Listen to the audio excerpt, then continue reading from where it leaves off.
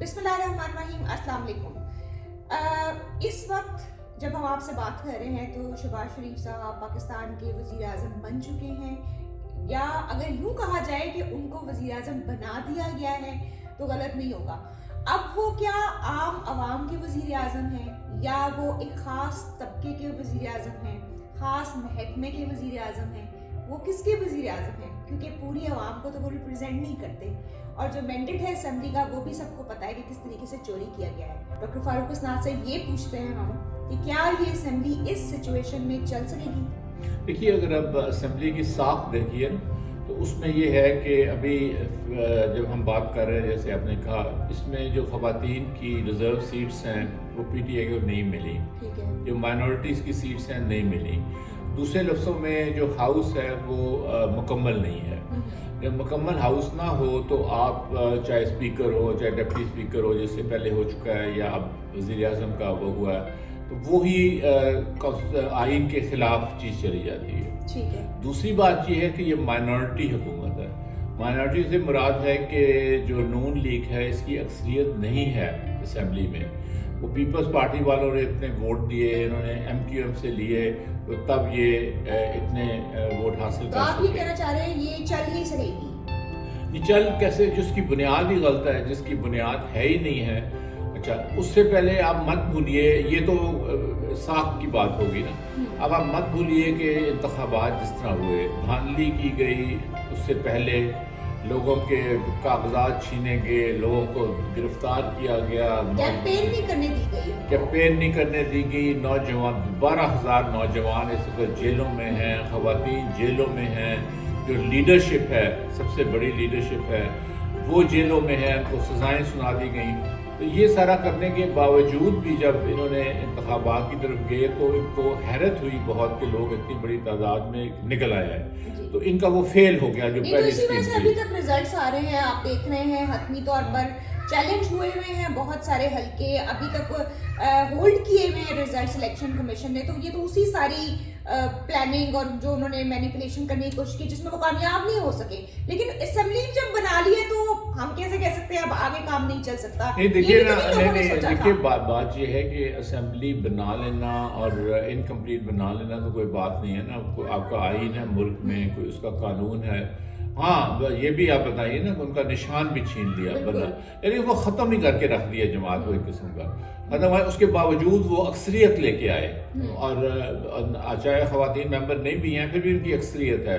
خیبر پختونخوا میں انہوں نے حکومت بنا لی بہت بہت بہت زیادہ اکثریت کے ساتھ. تو اس لیے جو سارا یہ نظام ہے یہ امبیلنسڈ ہے, یہ اس طرح نہیں چل رہا جس طرح اس وقت چلنا چاہیے تھا. نارملی یہ ہوتا ہے کہ جب انتخابات ہو جائیں تو حالات جو ہے وہ نارمل ہو جاتے ہیں, ایک پائیدار حکومتیں آ جاتی ہیں, اور پھر وہ اپنی پالیسیز ایک کابینہ بناتی ہیں, پھر اپنی پالیسیز کو آگے بڑھاتے ہیں, اور ملک ایک سمت پہ چل پڑتا ہے, برا یا اچھا یا آہستہ یا تیز جس طرح بھی.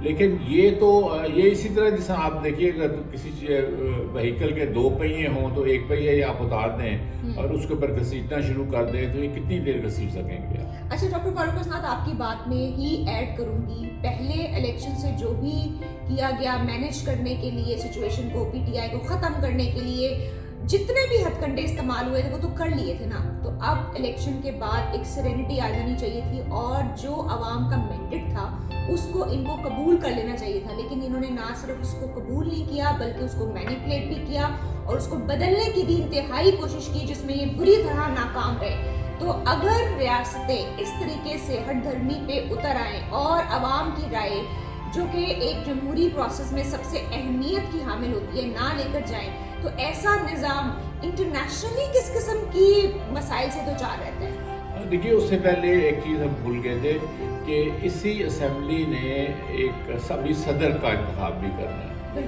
اور اس کا حصہ بننا ہے, اس میں اور بھی صوبائی اسمبلیاں بھی ہوں گی. پھر اسی اسمبلی نے سینٹ کا انتخاب بھی کرتا ہے, صوبائی اسمبلیوں نے کرنا ہے وہ. تو اس لیے یہ سارا جب آپ شروع سے ہی خرابی کر دیں تو پھر وہ خرابی آخر تک جاتی رہے گی. اب آپ نے لیجیٹمیسی کی بات کی, قبولیت کی. دیکھیں, اس قسم کے نظام کو نہ عوام مانیں گے پاکستان کے, نہ ہی بین الاقوامی دنیا مانے گی. مجھے تو لگتا ہے وہ خود بھی نہیں مان رہے. آپ نے ان کے چہرے دیکھے ہیں, آپ نے ان کا رویہ دیکھا ہے پارلیمنٹ کے اندر ڈرے سہمے نظریں بچاتے ہوئے اگر آپ واقعی مینڈیٹ لے کے جیت کے آئے ہوں تو آپ تو بڑے ایک پراؤڈنس کے ساتھ اور ایک بڑی آپ کے اندر خود اعتمادی ہوتی ہے.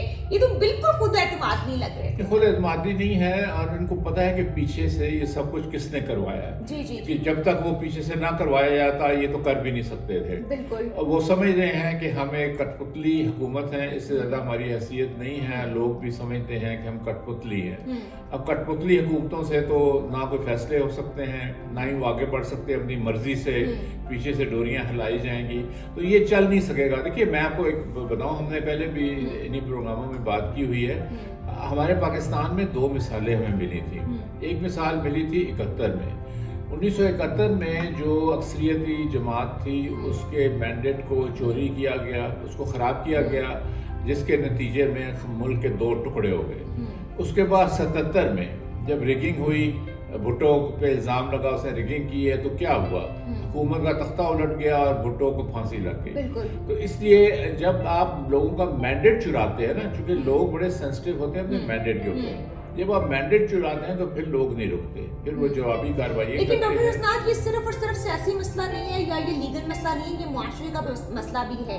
ہم عوام, ہم لوگوں کو, اپنے بچوں کو ہم کیا بتا رہے ہیں کہ از اٹ اوکے کسی کا مینڈیٹ چوری کرنا؟ از اٹ اوکے کہ محنت کسی اور نے کی ہو, جیتا کوئی اور ہو, اور آپ اس کا تمغہ اپنے گلے میں ڈال کے ڈٹائی کے ساتھ جائیں گے تو ایک معاشرتی بگاڑ بھی پیدا کرے گا. دیکھیے ایک سیدھی سی زبان میں آپ بچوں کو یہ بتا رہے ہیں کہ اگر کسی کے آپ پاس دیکھو بٹوا پڑا ہوا ہے, اس میں 10,000 روپے پڑے ہوئے ہیں, تو وہ چھین کے بھاگ جائے, کوئی بات نہیں, وہ ہوتا رہتا ہے. یا آپ کسی کے گھر ڈاکہ ڈال دو, کوئی بات نہیں, ہوتا رہتا ہے.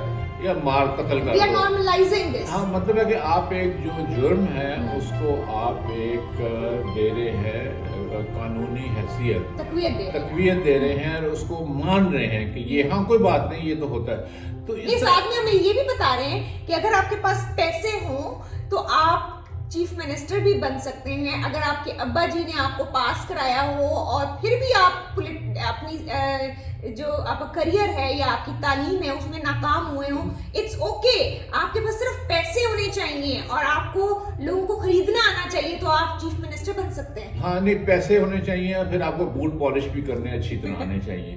کیونکہ یہ آپ کو, وہ خود بھی انہوں نے محترمہ نے کہا ہوا ہے کہ کیا اس میں ہوتا ہے, مجھے پتا ہے کیا ہوتا ہے, بوٹ پالش اچھی طرح کرنے پڑتے ہیں. وہ کس کی طرف کہہ رہی ہیں, ہم سب کو پتا. یہ ان لوگوں کو کہہ رہے ہیں جن کا کام ہے سرحدوں کی حفاظت کرنا, نہ کہ سیاسی معاملات میں دخل دینا. اس سے ملک کی جو سلامتی ہے وہ بھی کمزور ہوگی, اور باقی جو ملک کے ادارے ہیں وہ بھی تباہ کر دیے گئے ہیں. ان کو آپ کیسے ٹھیک کریں گے جو آپ نے خراب کر دی ہیں؟ اچھا ڈاکٹر فاروق اسناد, ایک بڑے اہم سوال کی طرف آ رہی ہوں.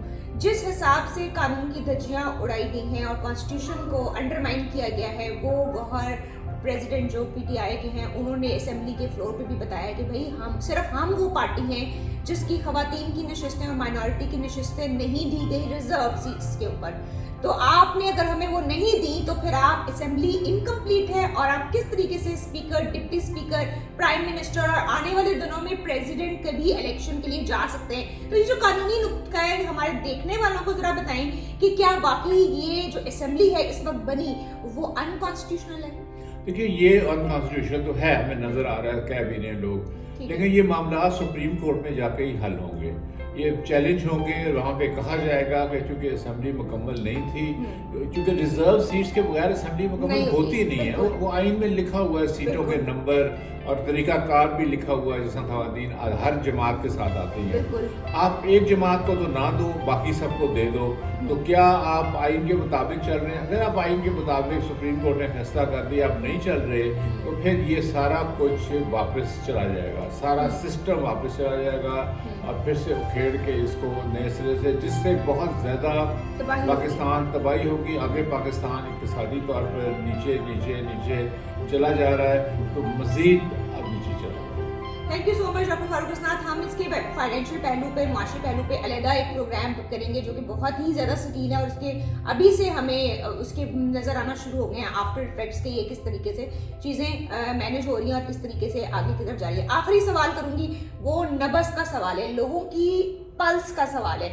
وہ یہ ہے, آنے والے دنوں میں آپ کو لگتا ہے عمران خان صاحب باہر آ جائیں گے, اور ان کو لانے کا کیا طریقہ ہے, کانسٹیٹیوشنلی کیا طریقہ ہونا چاہیے اور ہو سکتا ہے, اور کیا آپ کو لگتا ہے کہ آنے والے دنوں میں ऐसा कोई चीज लोग सुनने को मिलेगा? बिल्कुल, देखिए केस जो है वो है ही नहीं है, वो तो सारे जाली, झूठे, नकली। क्योंकि अगर केस सही हो तो फिर आप 200 केसेस नहीं करते, फिर आप 1-2 में ही काफ़ी होते हैं। ठीक है। उस तरह जिस तरह भी ट्रायल चलाया गया, अब हाई कोर्ट में अपील है, हाई कोर्ट ने कहा है मंगल को कि हम ये सिर्फ अपील नहीं सुनेंगे, हम सारा केस ही सुनेंगे। ठीक है। और वो जो गलतियां की हैं नीचे की अदालतें, उसको हम दूर करेंगे।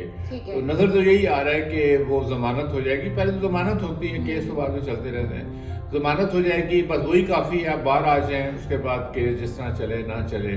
तो पहला स्टेप तो ये है।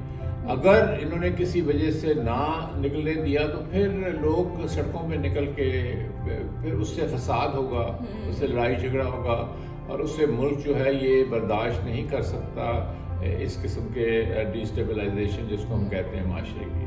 Thank you so much doctor Farooq असनाद। हम दोबारा किसी और प्रोग्राम के साथ आप सामने हाजिर होंगे, लेकिन आखिर में एक अहम बात, अवाम अब बेवकूफ़ नहीं है। अवाम को सब पता है कौन किसको मैनेज कर रहा है और कैसे मैनेज कर रहा है। लिहाजा अवाम के ऊपर इस किस्म की जबरन हुकूमत कोई भी रिजल्ट नहीं निकाल सकती, कोई भी पॉजिटिविटी नहीं ला सकती। अपना ख्याल रखें। अल्लाह हाफिज़।